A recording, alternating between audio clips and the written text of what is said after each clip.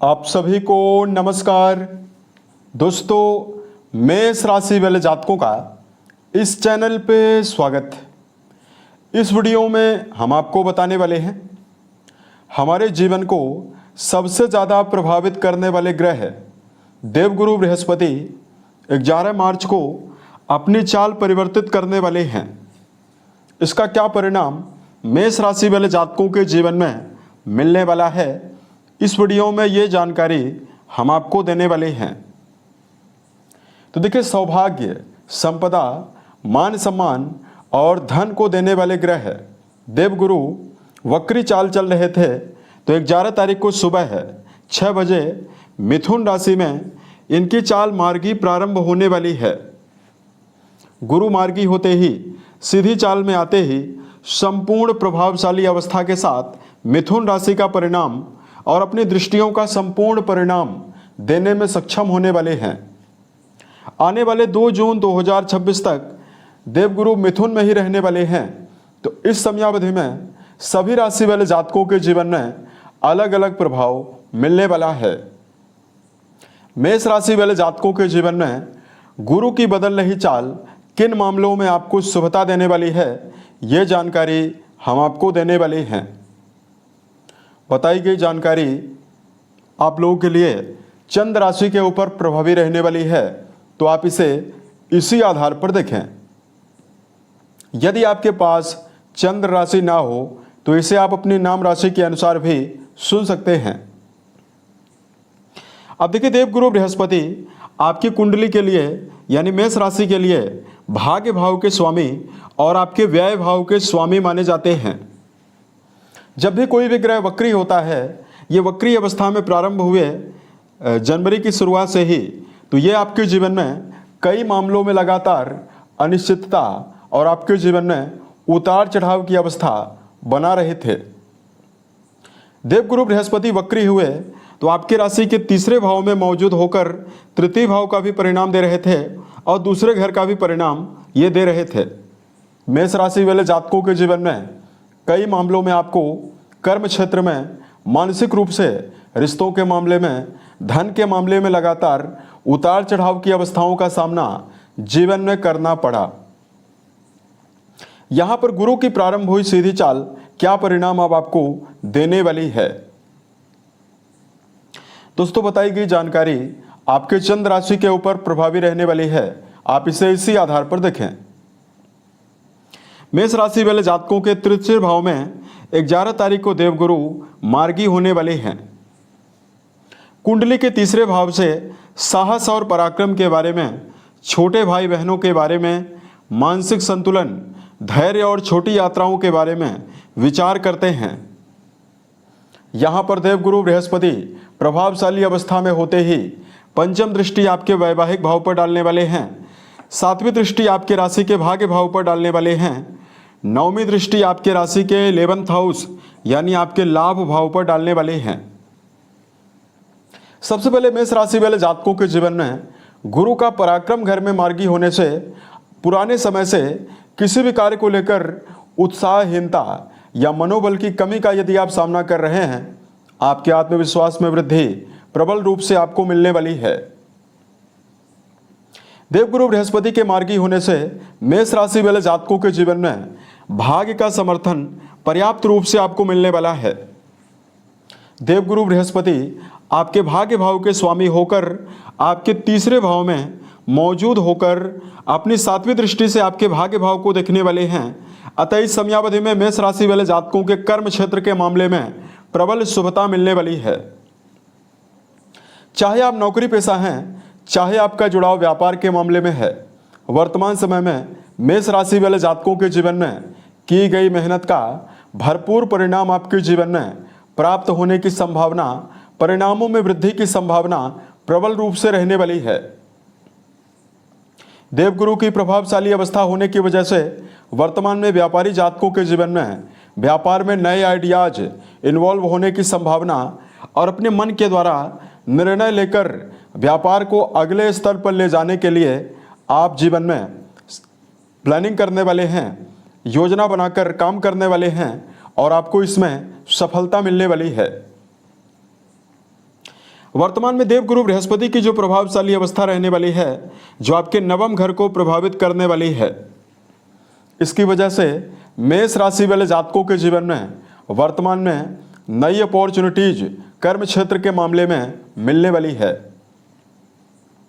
यदि आपके पास किसी भी प्रकार का कार्य व्यवसाय नहीं है, यहाँ पर नए कार्य व्यवसाय के अवसर करियर में आपको मिलने वाला है।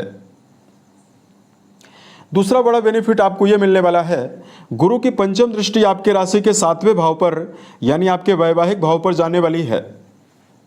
ऐसे में जो मेष राशि वाले जातक अविवाहित हैं, जीवन में नवीन वैवाहिक प्रस्तावों के लिए मन में योजना बनाकर चल रहे हैं, जिनके विवाह होने की संभावना नहीं बन रही है, उन जातकों के जीवन में गुरु का मार्गी होना अविवाहित जातकों के जीवन में नए वैवाहिक प्रस्तावों को भी देने वाला है तथा आपके जीवन में विवाह होने की संभावना बनाने वाला है। गुरु की प्रभावशाली अवस्था 7वें घर को प्रभावित करने वाली है। वैवाहिक जीवन में जुड़े हुए जातकों के लिए समय बहुत ही बेहतर रहने वाला है। लगातार शनिदेव की 7.5 और शनिदेव के 12वें भाव में होने की वजह से मेष राशि वाले जातकों के जीवन में उत्साहहीनता, रिश्तों के मामले में समस्याओं का सामना करना पड़ रहा है। यहाँ पर देवगुरु बृहस्पति की प्रभावशाली अवस्था मार्गी चाल जो आपके वैवाहिक भाव को प्रभावित करने वाली है, इसकी वजह से मेष राशि वाले जातकों के जीवन में रिश्तों में संबंधों में आपको भावनात्मक जुड़ाव भी मिलने वाला है, शुभता मिलने वाली है। यानी वैवाहिक जीवन में जुड़े हुए जातकों के लिए समर्पण के साथ रिश्तों में चलने की प्रबल संभावना आपके जीवन में रहने वाली है। यहाँ पर विराजित देवगुरु अपनी 9वीं दृष्टि के माध्यम से आपके 11th हाउस को यानी आपके लाभ भाव को देखने वाले हैं। गुरु की मार्गी चाल शुरू होने से लाभ भाव पर पड़ रही दृष्टियां ज़्यादा प्रभावशाली होने वाली है। लगातार मेष राशि वाले जातकों के जीवन में यदि कर्ज की अवस्था बनी हुई है, कर्जों को निपटाने में, कर्जों से बाहर निकलने में यदि आपको समस्या हो रही है, मेष राशि वाले जातकों गुरु की प्रारंभ हुई सीधी चाल आपके जीवन में आमदनी के संसाधनों में वृद्धि यानी आय में बढ़ोतरी करने वाली है, जिसकी वजह से धन संबंधी समस्याओं से बाहर निकलने में भी आप कामयाब होने वाले हैं। यहाँ पर मेष राशि वाले जातकों के जीवन में देवगुरु की प्रभावशाली अवस्था की वजह से ही, चूंकि 11वां घर आपके जीवन में आपकी डिजायर्स यानी आपकी मनोकामनाओं के लिए भी जिम्मेदार है। पुराने समय से किसी भी प्रकार की इच्छा को लेकर यदि आप जीवन में प्रयास कर रहे हैं, यहाँ पर मेष राशि वाले जातकों के जीवन में आपकी इच्छाओं की पूर्ति, मनोकामनाओं की पूर्ति के लिए भी प्रबल संभावना देवगुरु बृहस्पति के मार्गी होने से आपको मिलने वाली है। विदेश के लिए समय बहुत ही अच्छा रहेगा। देवगुरु आपके 12 भाव के स्वामी होकर मार्गी होने वाले हैं, अतः देखिए आपकी राशि के भाग्य भाव को भी ये देखने वाले हैं। वर्तमान में जो मेष राशि वाले जातक घर से दूर रहकर कार्य कर रहे हैं या विदेश जाना चाहते हैं, विदेश में रहकर कार्य कर रहे हैं, उन मेष राशि वाले जातकों के जीवन में विदेश से जुड़े हुए मामलों में देवगुरु की मार्गी चाल मनोवांछित परिणाम और सफलता देने वाली है। देवगुरु बृहस्पति के मार्गी होने से यहाँ पर आपके जीवन में विदेश से लाभ की संभावनाओं का प्रबल योग आपके जीवन में बनने वाला है। उसके अलावा देखिए मेष राशि वाले जातकों के जीवन में लगातार मानसिक रूप से आपको समस्या हो रही है 7.5 होने की वजह से, और मान सम्मान की कमी का भी सामना बहुत सारे मेष राशि वाले जातकों को लगातार करना पड़ रहा है। यहाँ पर मेष राशि वाले जातकों के जीवन में देवगुरु की प्रभावशाली अवस्था की वजह से संबंधों में सम्मान की अवस्था और मान सम्मान की बढ़ोतरी का भी प्रबल योग आपके जीवन में रहने वाला है। तो देखिए देवगुरु मिथुन में 11 तारीख की सुबह से मार्गी होकर आने वाले 2 जून तक आपके जीवन में कई मामलों में सकारात्मक अवस्था जीवन में बनाने वाले हैं। अब देखिए देवगुरु बृहस्पति वायु तत्वीय राशि में मौजूद हैं और मिथुन राशि में मौजूद हैं वर्तमान में। तो यहाँ पर देखिए गुरुदेव बृहस्पति के ऊपर 11th हाउस में मौजूद राहुदेव कुंभ राशि में कि राहुदेव की दृष्टि भी गुरु के ऊपर पड़ने वाली है। कुछ मामलों में सावधानी मेष राशि वाले जातकों को रखने की आवश्यकता भी जीवन में रहने वाली है। सबसे पहले मेष राशि वाले जातकों को अपने जीवन में ओवर कॉन्फिडेंस के साथ कोई भी काम करने से आपको बचना है। दूसरा, मेष राशि वाले जातकों अपने समय का दुरुपयोग आपको जीवन में नहीं करना है। किसी भी कार्य की योजना बनाने के पश्चात सही दिशा निर्देश के साथ सही डायरेक्शन में करियर में निरंतरता पूर्वक हर कार्य को समय पर निपटाने की आवश्यकता मेष राशि वाले जातकों को जीवन में रहने वाली है। तो ये समय आपके लिए बेहतर परिणाम आपको देने वाला है। तो ये परिणाम आपको मिलने वाला है। यहाँ पर आपको धार्मिक मामलों में उपाय की जानकारी दिया जाए। लगातार मेष राशि वाले जातकों को ओम नमो भगवते वासुदेवाय नमः नामक मंत्र का जप करना आपको शुभ परिणाम देने वाला है।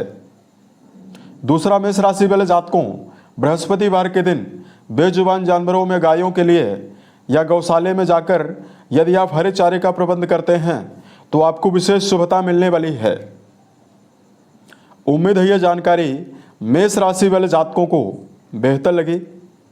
यदि आपके जीवन में किसी भी प्रकार की परेशानी हो आप हमें ज़रूर बताएं ताकि प्रत्युत्तर या अन्य वीडियोज के माध्यम से हम उसका समाधान भी कर पाएं। ओम नमः शिवाय।